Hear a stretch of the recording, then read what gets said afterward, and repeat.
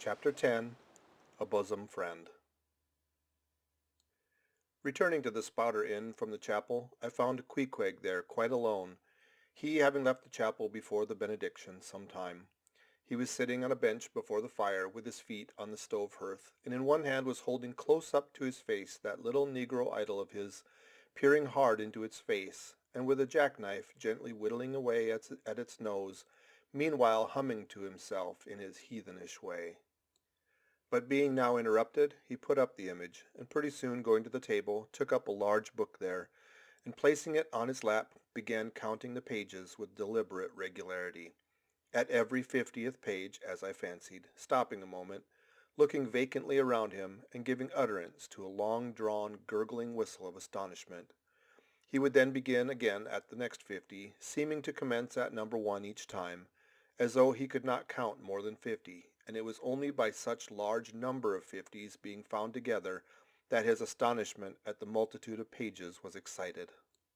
With much interest I sat watching him, savage though he was, and hideously marred about the face, at least to my taste. His countenance yet had a something in it which was by no means disagreeable. You cannot hide the soul. Through all his unearthly tattooings, I thought I saw the traces of a simple, honest heart, and in his large, deep eyes, fiery black and bold, there seemed tokens of a spirit which would dare 1,000 devils.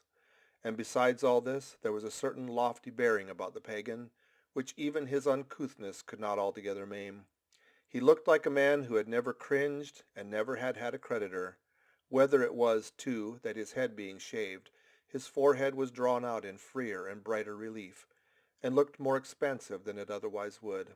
This I will not venture to decide, but certain it was his head was phrenologically an excellent one.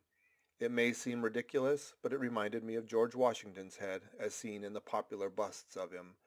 It was the same long, regularly graded, retreating slope from above the brows, which were likewise very projecting, like two long promontories thickly wooded on top. Queequeg was George Washington cannibalistically developed.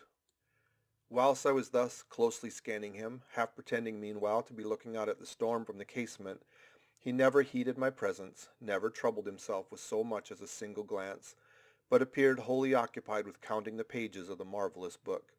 Considering how sociably we had been sleeping together the night previous, and especially considering the affectionate arm I had found thrown over me upon waking in the morning, I thought this indifference of his very strange.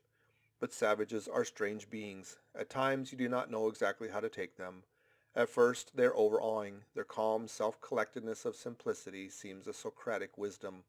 I had noticed also that Queequeg never consorted at all, or but very little, with the other seamen in the inn. He made no advances whatever, appeared to have no desire to enlarge the circle of his acquaintances. All this struck me as mighty singular, yet upon second thoughts there was something almost sublime in it. Here was a man some 20,000 miles from home, by way of the Cape Horn that is, which was the only way he could get there, thrown among people as strange to him as though he were in the planet Jupiter, and yet he seemed entirely at his ease, preserving the utmost serenity, content with his own companionship, always equal to himself. Surely this was a touch of fine philosophy, though no doubt he'd never heard there was such a thing as that. But perhaps to be true philosophers, we mortals should not be conscious of so living or so striving. So soon as I hear that such and such a man gives himself out for a philosopher, I conclude that like the dyspeptic old woman, he must have broken his digester. As I sat there in that now lonely room, the fire burning low in that mild stage, when after its first intensity has warmed the air, it then only glows to be looked at. The evening shades and phantoms gathered round the casements, and peering in upon us silent, solitary twain, the storm booming without in solemn swells, I began to be sensible of strange feelings. I felt a melting in me. No more my splintered heart and maddened hand were turned against the wolfish world. This soothing savage had redeemed it. There he sat, his very indifference speaking a nature in which there lurked no civilized hypocrisies and bland deceits.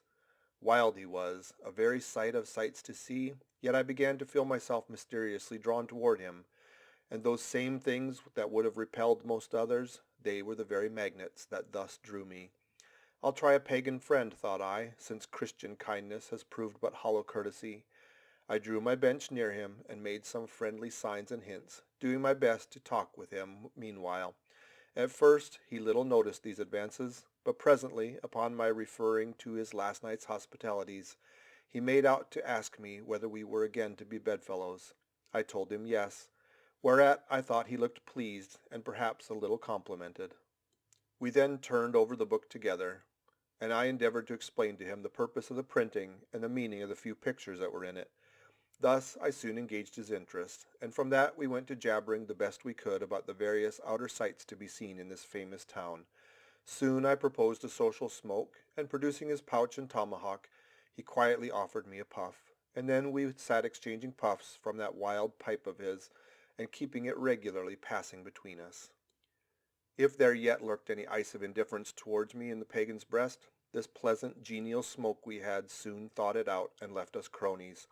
He seemed to take to me quite as naturally and unbiddenly as I to him, and when our smoke was over he pressed his forehead against mine, clasped me round the waist, and said that henceforth we were married, meaning in his country's phrase that we were bosom friends. He would gladly die for me if need should be.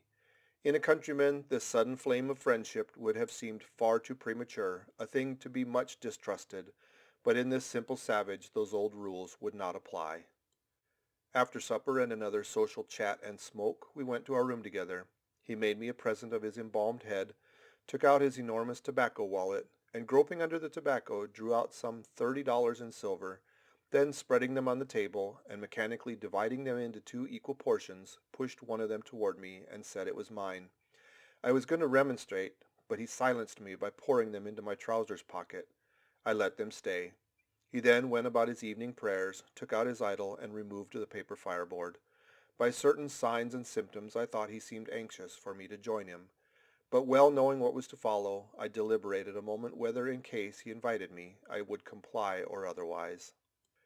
I was a good Christian, born and bred in the bosom of the infallible Presbyterian Church. How then could I unite with this wild idolater in worshipping his piece of wood? But what is worship, thought I? Do you suppose now, Ishmael, that the magnanimous God of heaven and earth, pagans and all included, can possibly be jealous of an insignificant bit of black wood? Impossible. But what is worship? To do the will of God. That is worship. And what is the will of God? To do to my fellow man what I would have my fellow man do to me. That is the will of God. Now Queequeg is my fellow man. And what would I wish this Queequeg would do to me? Why unite with me in my particular Presbyterian form of worship? Consequently, I must then unite with him in his, ergo, I must turn idolater. So I kindled the shavings, helped prop up the innocent little idol, offered him burnt biscuit with Queequeg, salaamed before him twice or thrice, kissed his nose, and that done, we undressed and went to bed, at peace with our own little conscience and all the world. But we did not go to sleep without some little chat. How it is I know not, but there is no place like a bed for confidential disclosures between friends. Man and wife, they say, there open the very bottom of their souls to each other, and some old couples often lie and chat over old times till nearly morning. Thus then, in our heart's honeymoon, lay I and Queequeg, a cozy, loving pair.